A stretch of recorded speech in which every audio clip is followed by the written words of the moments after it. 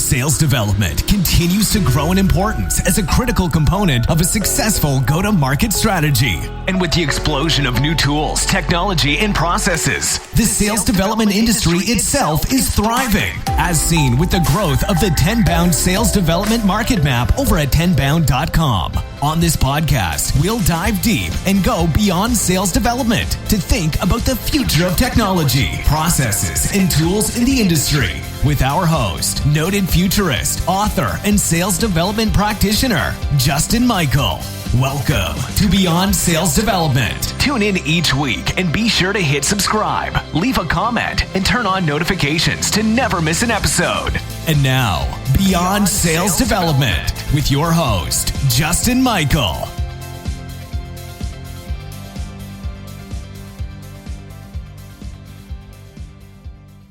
Welcome back to Beyond Sales Development. I am Justin Michael, your intrepid host.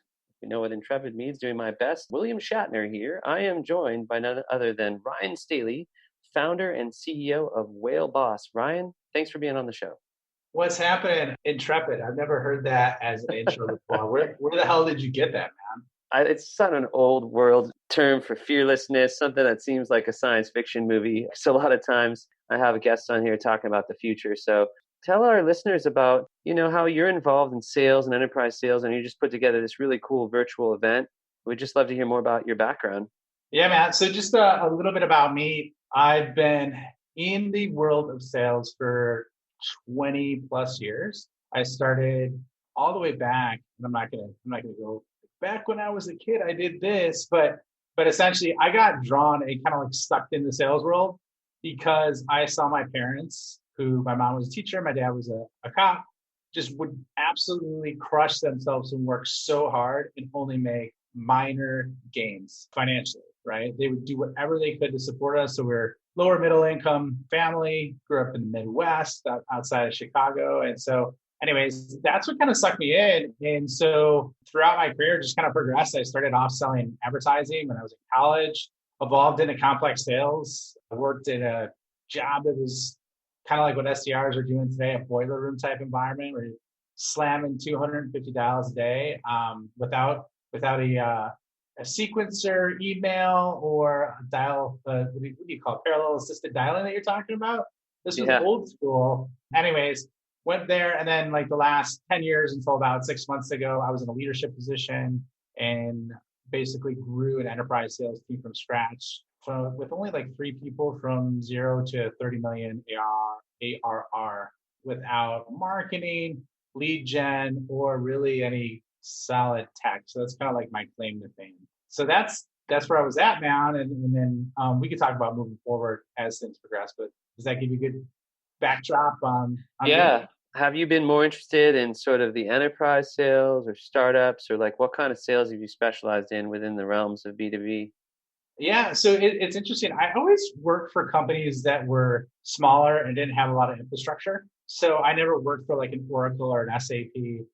However, like I always worked in an environment where there wasn't a lot of processes, wasn't a lot of tech or even training and development. So I kind of learned a lot on my own and leveraged different people. So essentially the last 7 years was pretty much exclusively focused on the enterprise. Prior to that, though, it was a combination of mid-market and enterprise. And I love working the big deals just because of the complexity involved with it and looking at the strategy behind it. And so right now, what I'm doing is I'm helping either entrepreneurs, founders, or revenue leaders in particular really look at their business and how they could scale up revenue fast without adding a lot of headcount, adding any risk or massive technology investments. So that's really what I'm focused on now. And then this summit was really to serve the market and understand what was going on in the market at its greatest level.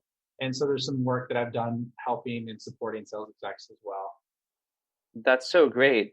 My question would be, what have you learned from that experience, just getting to interview and talk to so many different revenue leaders recently? Because I feel like we're in this inflection point now going into the 2020s where we're seeing an explosion of sales tech and new approaches, which is really exciting. And maybe we felt that way in 2010 as well, but you had an incredible roster there. Any highlights or insights that stick out? Because a lot of the reps on this show, they're sales development folks. They're setting meetings every day. They're looking for tactical tips and ideas and techniques. So it could be Mhm. strategic or tactical, but what jumps out?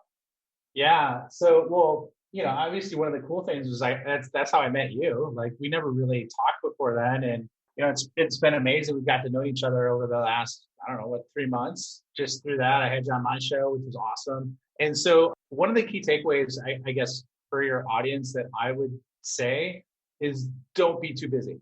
And what I mean by that is a lot of my career, I always focused on networking with my customers or networking internally at my company, but I did not focus on doing that externally to peers. And I was always saying, I'm too busy to do that now. I'll get to that later.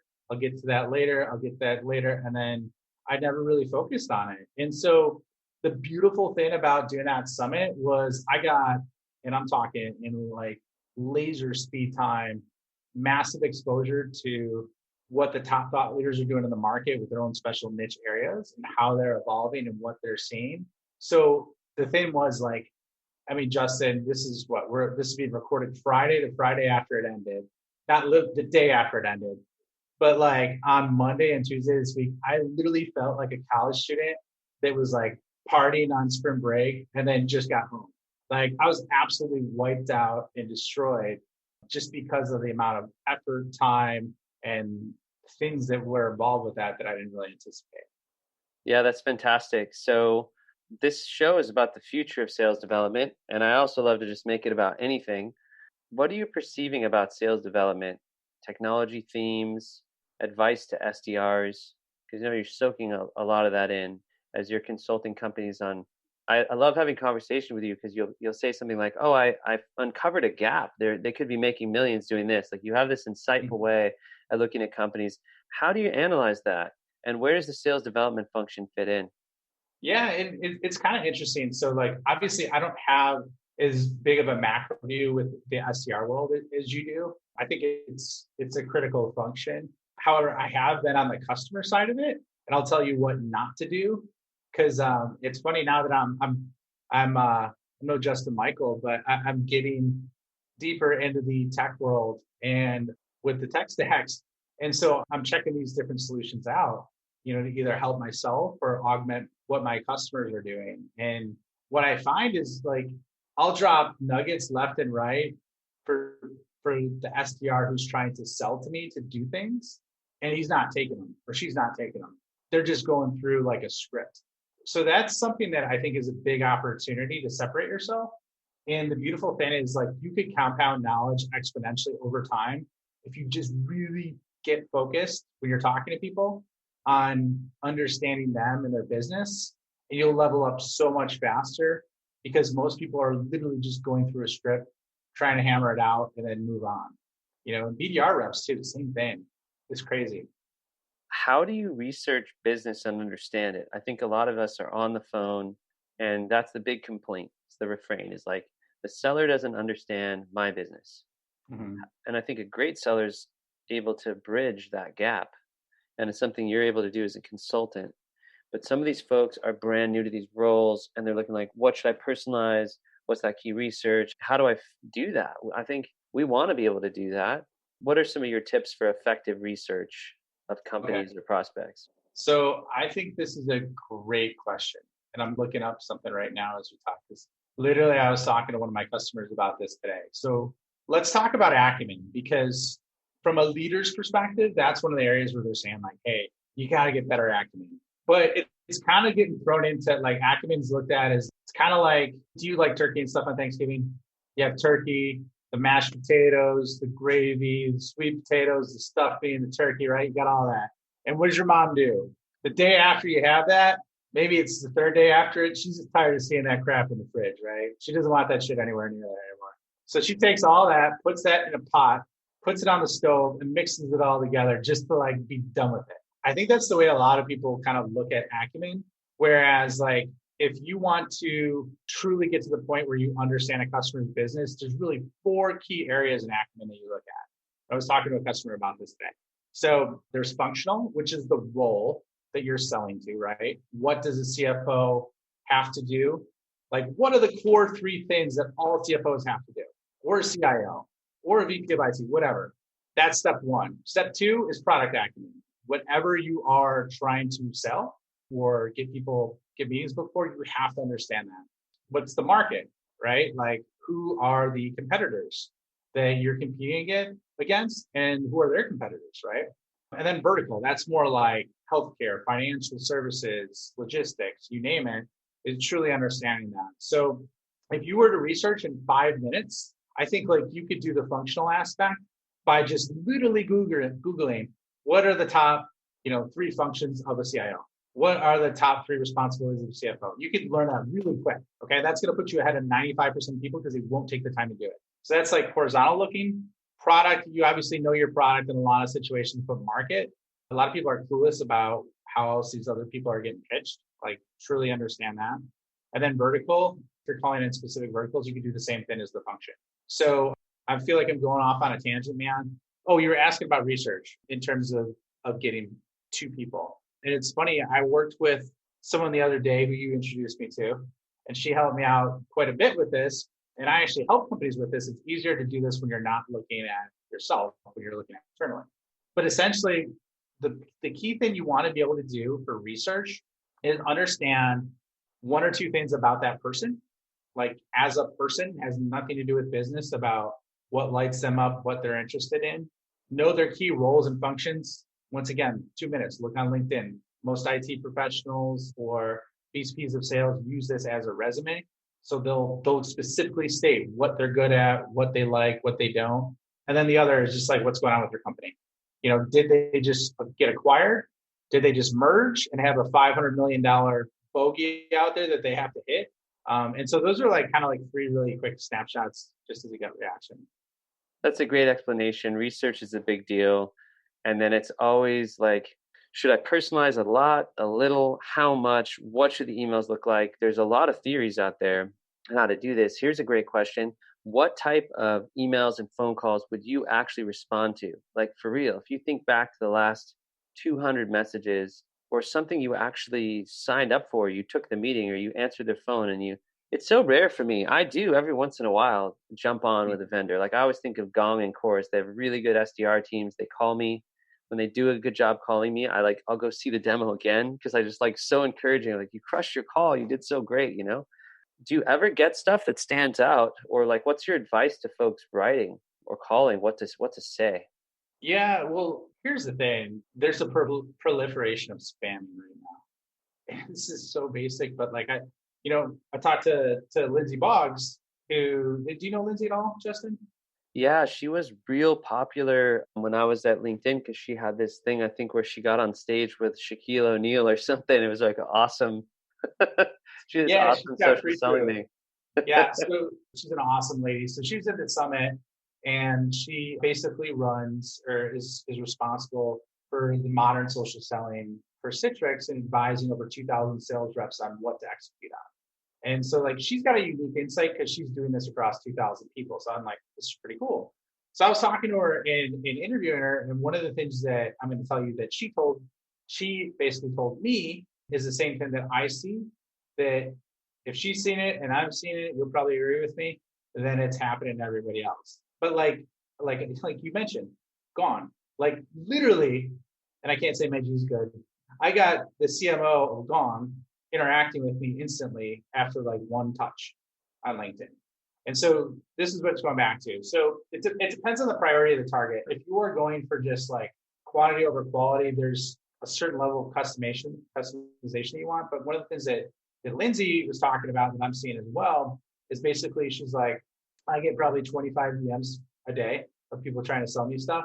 And I get 0 voicemails and I get 0 videos. And so basically like everybody's pitching, but nobody's taking the time to do that. So in order to scale, sometimes you need to do things that don't scale. If that makes sense. Same thing with me. So I'll give you an example, like CMO Gone, Udi, right? Basically to talk to him, I was talking about sponsors for my event, and he was somebody that I reached out to, never had any interaction. Literally, I saw him post about his setup, his visual setup for filming and in his house. And so like, I'm like, hey, that looks pretty sweet. Like, I like how you have that set up. However, this is my piece of crap setup that looks like garbage. Like, what do you think? And then he instantly responded. And then that started the dialogue. That's all I did is I responded. I sent him a DM, took a picture of like my setup because that's what he posted about. And he responded like instantly. So that's just a quick example of like doing that. And then voicemails, same thing too, man. Everybody knows it's personalized because there's not like generic voicemailing at scale on LinkedIn DMs. And maybe there is, but nobody that I've seen is using it. So that's another example is just dropping a quick voicemail because it humanizes you in the world of like spammy emails and spammy DMs.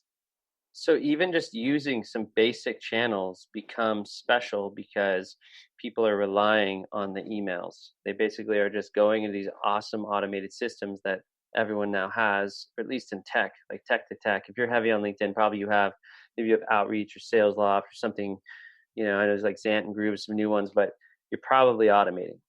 And so it's kind of like, it's a little bit like a mirage, it sucks you in. It's like, I can just send thousands of emails. Look at this, I'm going to automate my job type of thing. But I loved what you said. You said, what was it? It was like, it's like slow down to speed up. It's like, you got to do things that don't scale in order to scale. Do things that don't scale in order to scale. I love that comment. I think writing a handwritten note, leaving a voicemail that's not personalization like a needy, creepy way, but it's very relevant. You've researched the business, researched who they are, and you've left a relevant email that solves like a pain that could be relevant. Where do you see technology going? Do you think we're going to get to a point where sales is like marketing, where it's like very automatable? Even the whole SDR function could go away because it's all automated. Where do the humans fit in across sales and marketing in the next 2 to 5 years, even 10 years, when you think about it? Yeah, and well, let me ask you this, Justin. What do you see? Because like you have a macro view, and I'll chime in afterwards. But like one of the things that I'd be curious on is I love tech, and I think there's a lot of great ways to leverage tech to scale yourself. However, like just like we talk about Zoom fatigue, do you think people are getting crushed with some automators and automated activities and stuff like that it makes it more difficult for those to be as successful right now because people are just in front of their computer so much? Do you agree or disagree, or what do you think on that? Well, no, Jeremy Donovan at Sales Loft studied 6 million emails, I think, and I think it went down like 35% on the reply rates in the pandemic. But I feel like that's come up a little bit. LinkedIn went from site number 36 to site 16, which makes LinkedIn really an awesome channel. But everyone has, hey, Ryan, in these uncertain times. And then if you dare answer it, boom, boom, you just get like this crazy avalanche of automated bullet emails that are super long. So I'm always encouraging people to think, LinkedIn is just like email. They're sitting on there and you can't connect, just pitch them.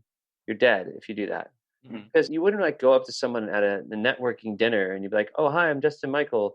Do you want consulting services? You'd never say that in real life. You just say, oh, what do you do? Like you'd make conversation, you'd attempt to build rapport. But on LinkedIn, for some freakish reason, people are like, hey, nice to meet you. You want to sign a contract? Like, it's so weird. How do you see that? Like, what are some effective ways you're using LinkedIn and you feel it's unusual? You've done a great job creating a podcast, a brand around yourself, and using the new social media really well. What about for folks that, they want to host an event or they want to do a Ryan Staley Enterprise Summit? Like, how did you get savvy about that stuff? Yeah. So, I mean, here's a beautiful thing. So like, I am part of like a private mastermind coaching group. And that's one of the things that they gave me the playbook on it. Just like you have your playbook for SDR, same thing. Like, here's the exact playbook. This is what works. This is how you do it. And like, here's what I would tell you is financially, yes, there were some definite benefits to it. However, the benefits of the brand and the people I met and the connections and the results and outcomes that are starting to happen as a result of that are exponentially greater than the short-term financial benefits. I got teary-eyed this week because I was like writing a recap, and it reminded me of, how when you're younger in your career and you get a deal that's a big deal at that time, and it's not like life-changing, but from a financial perspective, however, what it does for your confidence and connections ends up creating life-changing events.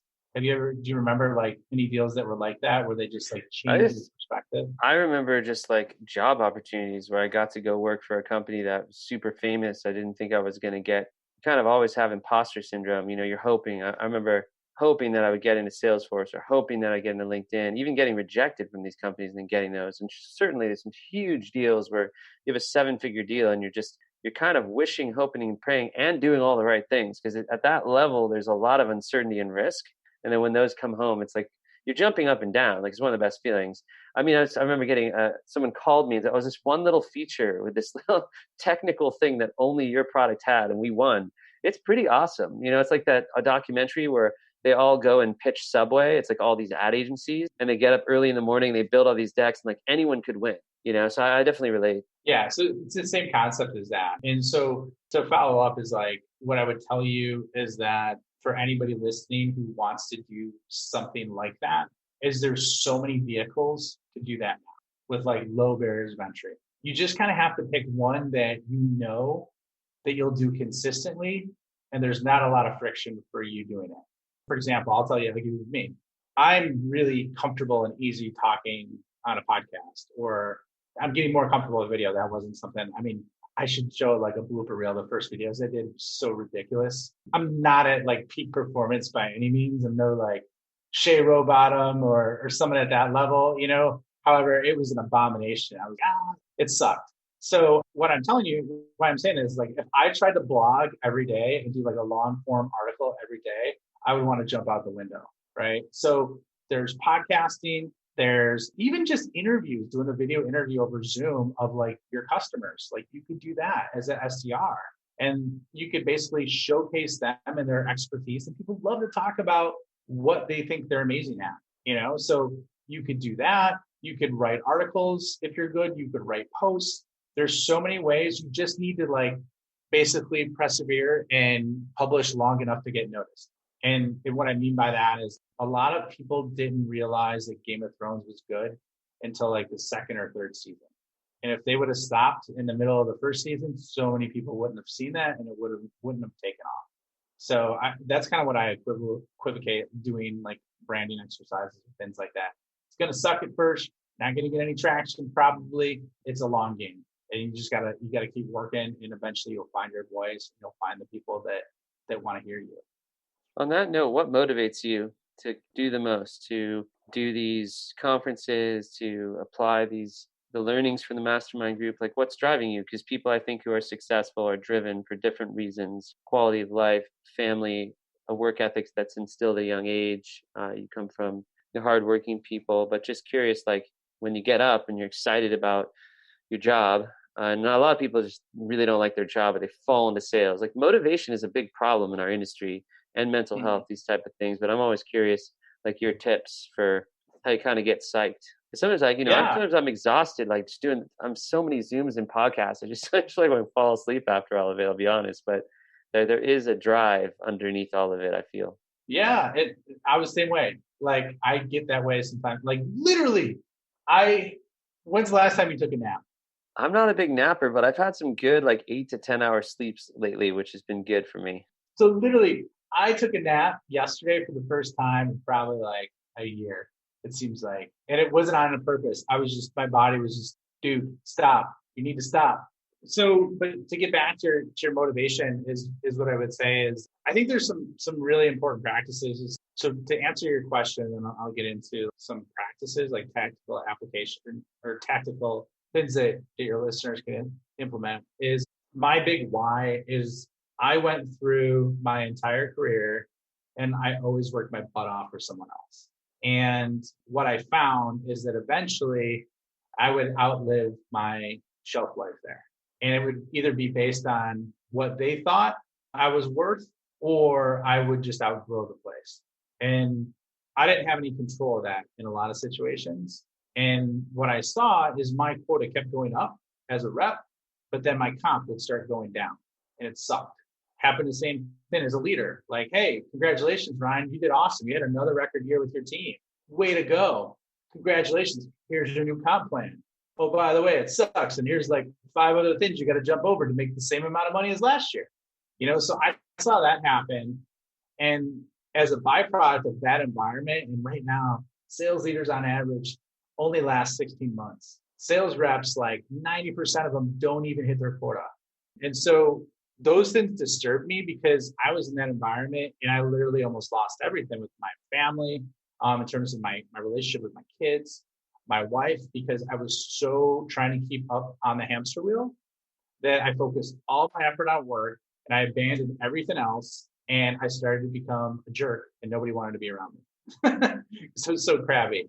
So basically, I want to share what I had to like learn the hard way of doing with people so they don't have to go through the same pain of potentially getting divorced or having a terrible relationship where their dad's not at their t-ball games or their dad's not at school plays or or their mother isn't. And I want to share that with them. So that's the big thing that gets me out of bed, because if I could do that and I could help a child have their parents be around more because they know the smarter way, the better way, the easier way to do things than just hard work, then that's a life on my deathbed I'd be happy about. I love that. Well, we're almost at the tail end of this 30-minute episode of Beyond Sales Development. And it's always cool. Every guest brings their own flavor. I keep it a casual conversation. Yeah, maybe close with a quote. One of your favorite quotes is one thing I like to do. I collected all of these. What's a saying or a quote or a principle?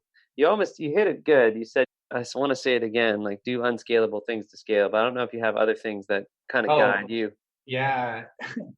So there's a couple things. And I don't know if like I love quotes, but I'm not like, Brian Fontana on Anchorman, where he's like 70% of the time it works all the time. You know what I mean? Like, but what I would say is like a big principle or question to ask yourself that helps me when I'm going through a tough time, and you were talking about motivation and people getting burnt out, is asking yourself, what else could this mean? Because most of the time you assign a meaning to something and it's not always positive when you're struggling. So to ask yourself, like, what else could this mean? What else could this be like getting me ready for that I'm not thinking about right now? What's the positive thing about this? And ask yourself it, and it totally reframes like the negative perception that you have about an event or a situation, and can totally change your perspective, your view, what you're capable of, and who you serve. I love it. Thanks for being on the show. Find Ryan Staley and any other sites. It's Whale Boss. Where can they go to see all that great footage of the Enterprise Sales Summit and to find more about you?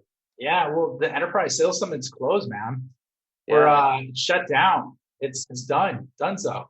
So what I would say is check me out on LinkedIn. I'm getting my website up and running. That's nice. Like a priority right now, but hit me up on LinkedIn if you have any questions. I'm also in multiple communities. I'm in Revenue Collective, Rev Genius, like I'm accessible there. Not as much. However, I would say LinkedIn is something that I'm pretty involved in. And, so every now and then I'll check out the sales board. Well, thanks. And hop in there. I think I put my name as Whaleborg. Nice. Which doesn't have my name, so I probably should change that because people are like, "Who the hell is this Whaleborg dude?" I was just like slappy when I jumped on. So, but yeah, let me know anything I can do to help you out. I have a real soft spot for helping people that want to like advance their careers and just want more. So yeah, if you have any questions and I can help you, I'll be more than happy. Thanks, Brian. We'll see you soon on the show, and have a great rest of your day. Thanks, man. It was great being on.